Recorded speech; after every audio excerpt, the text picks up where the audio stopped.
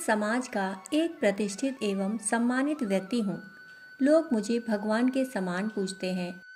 मैंने गरीबों को धन दिया है, उनके भूखे पेट को भरने के लिए धन खर्च किया, असहायों की सहायता की, अनाथों का मैं नाथ हूँ और गरीबों का मसीहा। मेरे कारण ना जाने कितने घरों में चूल्हा जलता है, कितने बालक शिक्षा पाते हैं, कितने कर्मचारियों को धन मिलता है। मैं मालिक हूँ और मेरे मालिकाना हक पर तुम्हें कोई शक है? राजा महिषध्वज संत धृतवत से कह रहे थे।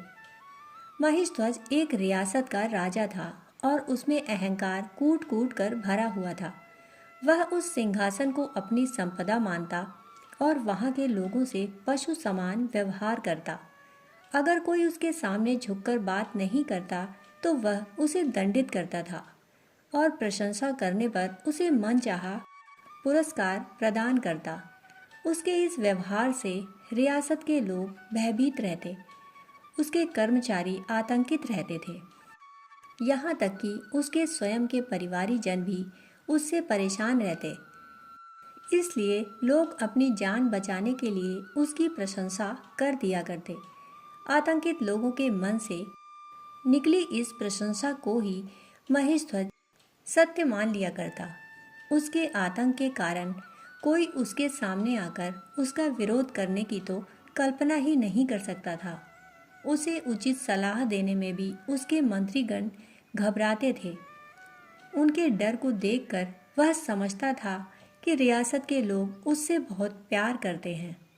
उसके पिता एवं दादा ने उसे बचपन से ही सिखाया था, महिषध्वज तुम भावी राजा हो। राजा को हर कीमत पर सफलता प्राप्त करनी होती है।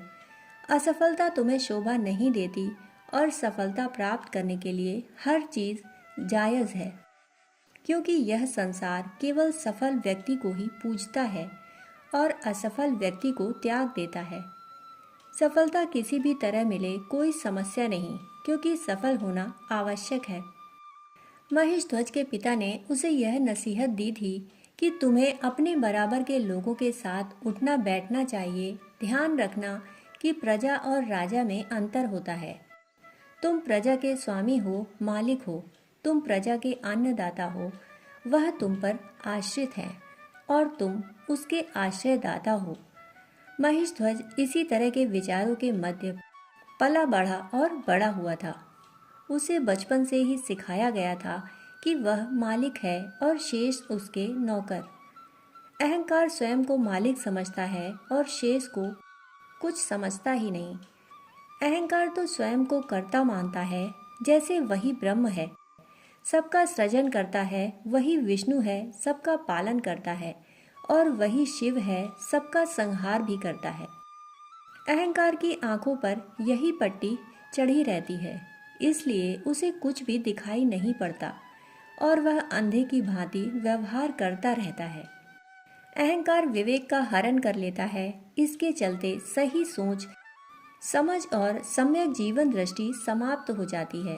उसे औरों की पीड़ा पीड़ित नहीं करती, उसे तो बस अपने सुख और दुख की ही परवाह रहती है। महिषध्वज के अहंकार ने उसके विवेक का हरण कर लिया था और वह अहंकारवश अपनी प्रजा को पीड़ित करता। उसी रियासत में एक महात्मा रहते थे, धृतव्रत। धृतव्रत महिषध्वज के परिचित थे। धृतव्रत के पिता भी एक रियासत के राजा थे, परंतु वे एक सज्जन, दयालु, परोपकारी एवं श्रेष्ठ इंसान थे। उन्होंने बचपन से ही धृतव्रत को ज्ञान, भक्ति एवं सत्कर्म की शिक्षा दी थी। बचपन से ही उसको समर्पण, त्याग, दान, क्षमा, उदारता, परोपकार की शिक्षा मिली हुई थी। इसलिए इन गुणों के कारण धृतव्रत एक श्रेष्ठ इंसान बन गए, एक संत बन गए। धृतव्रत बड़े होकर अपनी रियासत अपने भाइयों को सौंपकर आत्म कल्याण के मार्ग पर निकल पड़े। संयोग से वे इस रियासत से गुजर रहे थे, तब उनकी भेंट महिषध्वज से हुई और उनके कहने पर वे उनकी रियासत में कुछ दिन व्यतीत करने के लिए तैयार हो गए। वे प्रातः उठकर लोगों की सेवा करने लग जाते, बीमार रुग्ण लोगों की सेवा शुश्रूषा करते, असहायों की सहायता करते, दीन दुखियों का दर्द बांटते और रात्रि में वे आत्म कल्याण के लिए साधना करते। उनके इस व्यवहार से, जिसमें लोकोत्थान का और परोपकार का भाव समाविष्ट था, उसने राजा के आतंक से पीड़ित प्रजा के मध्य एक नई ऊर्जा का संचार करना आरंभ कर दिया। शनैः शनैः उनके निवास के बाहर अनेकों पीड़ितों की पंक्तियां लगने लगी। प्रारंभ में तो लोग मात्र दुख और कष्टों के निवारण का मार्ग पूछने के लिए उनके पास आया करते थे, परंतु बाद में ऐसे लोगों का समूह भी वहां एकत्रित होने लगा जो अपने जीवन की दिशा का बोध उनसे चाहते थे। संत धृतव्रत के द्वार पर उमड़ते जन समूह का समाचार राजा महेशध्वज को भी मिला।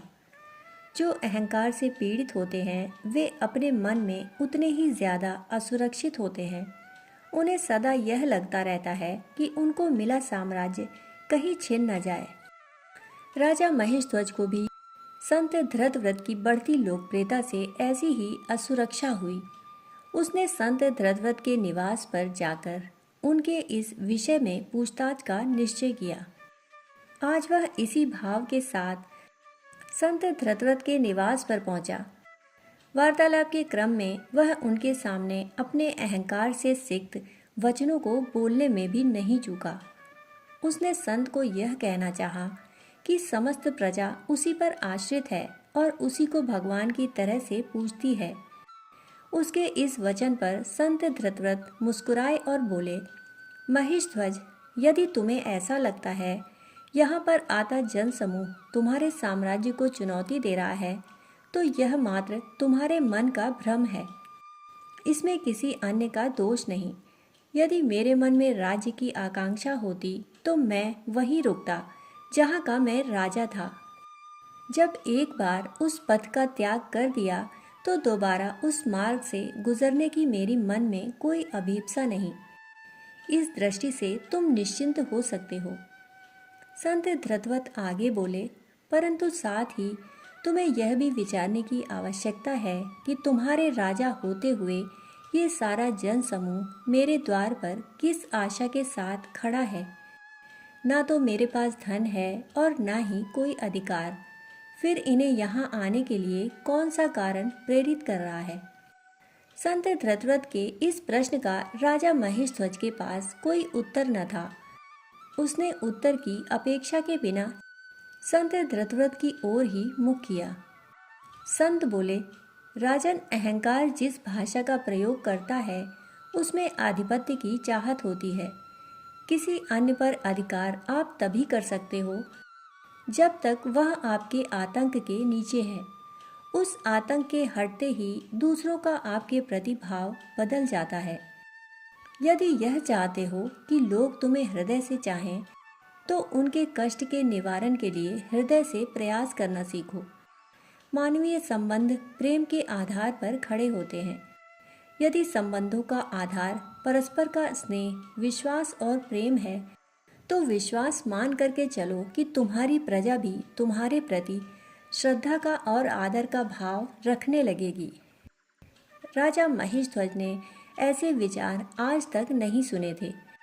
आज उसे प्रथम बार बोध हुआ कि अहंकार मात्र आतंक को जन्म देता है, आत्मीयता को नहीं। उसने मन ही मन निश्चय किया कि वह अपने हृदय में संवेदना को स्थान देगा और राजधर्म का निर्वहन प्रेम के सूत्रों से करेगा। उसका आचरण बदलते ही लोगों का व्यवहार भी उसके प्रति बदलने लगा।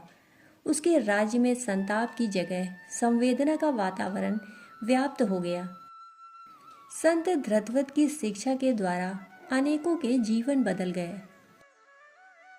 दोस्तों, कहानी सुनने के लिए आप सभी का बहुत बहुत आभार। फिर मिलते हैं ऐसी ही एक और कहानी के साथ। तब तक के लिए धन्यवाद।